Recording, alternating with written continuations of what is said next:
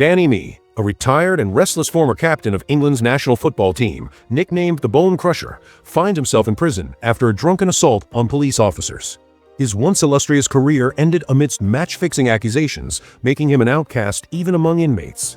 From the moment he arrives, Danny is met with hostility.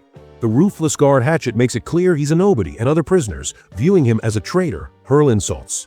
Senior officer Mr. Burton warns Danny to reject the prison governor's offer to coach the prison's football team, a warning punctuated by Hatchet's baton.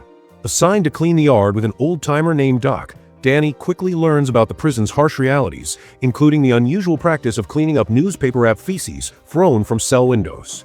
Doc introduces him to Charlie Sykes, a powerful gangster and the prison shadow boss, to whom Danny now owes money due to a suspiciously missed penalty kick in a game Sykes bet on. Inside, Danny navigates a complex social hierarchy.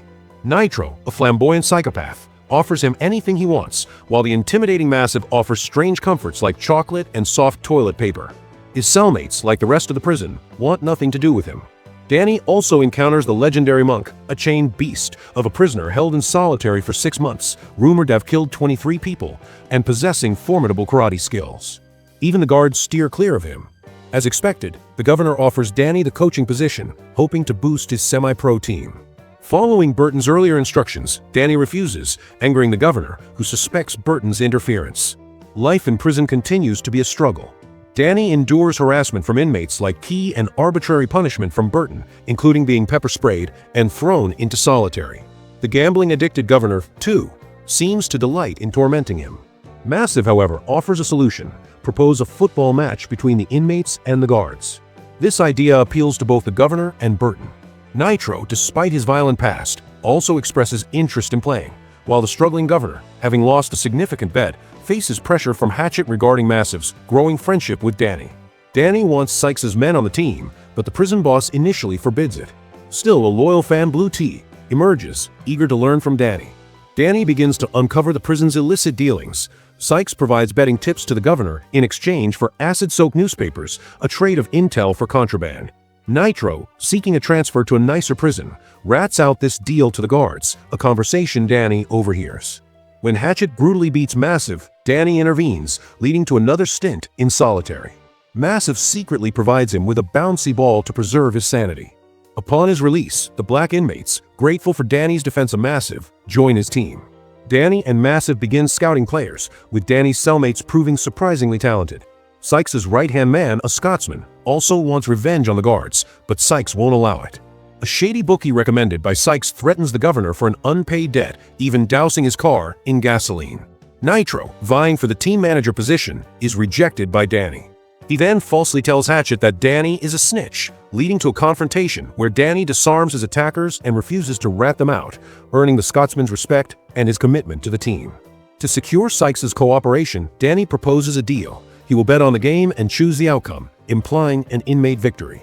Sykes, despite his disdain for Danny's past, agrees to bet on the inmates. Blue T, still clinging to his dreams, is allowed on the team.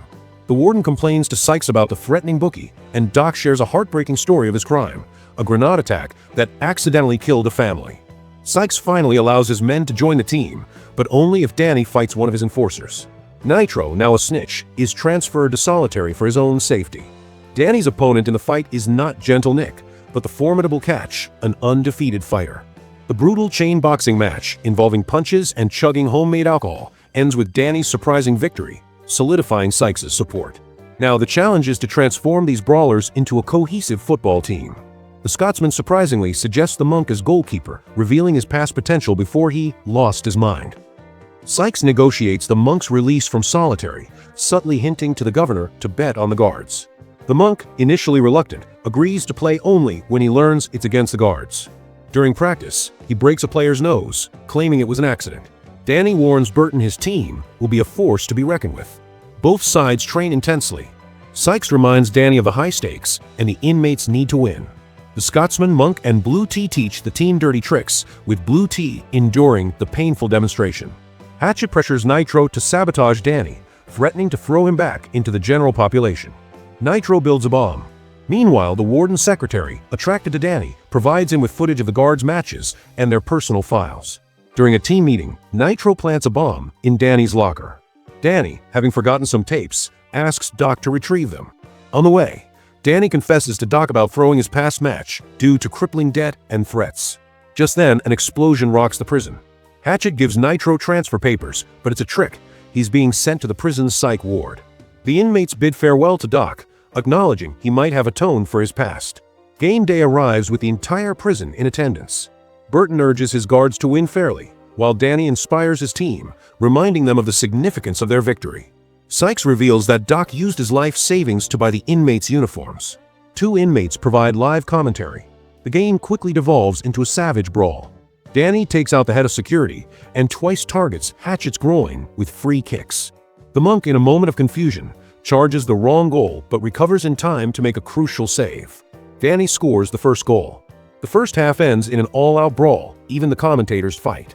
During halftime, Sykes lies to the warden, claiming he told the inmates to throw the game.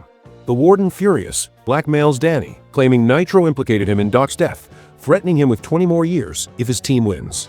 In the second half, Danny's performance falters due to the blackmail. The unpredictable monk, in his berserk state, makes incredible saves. The fighting continues and blue tea proves useless. A guard spits on the Iranian's head, leading to a red card and leaving the inmates a man down. Catch scores, making it 2-0. The monk, however, gets cocky and dances with the ball near the penalty box, allowing the guards to score. The team begins to crumble, and Danny fakes an injury, causing Massive to lose faith. With only 9 inmates against 11 guards, the score ties.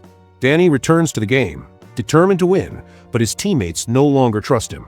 He takes matters into his own hands, sprinting across the field. The monk casually checks Hatchet's crotch again, and a goal is scored but disallowed. After a free kick, Danny breaks past the defender and, instead of shooting, passes to the clumsy blue tea, who scores the winning goal in the final seconds. The enraged warden vows to ruin Danny's life, but Burton, surprisingly, defends him. Just then, the warden's car explodes, a message from the bookie.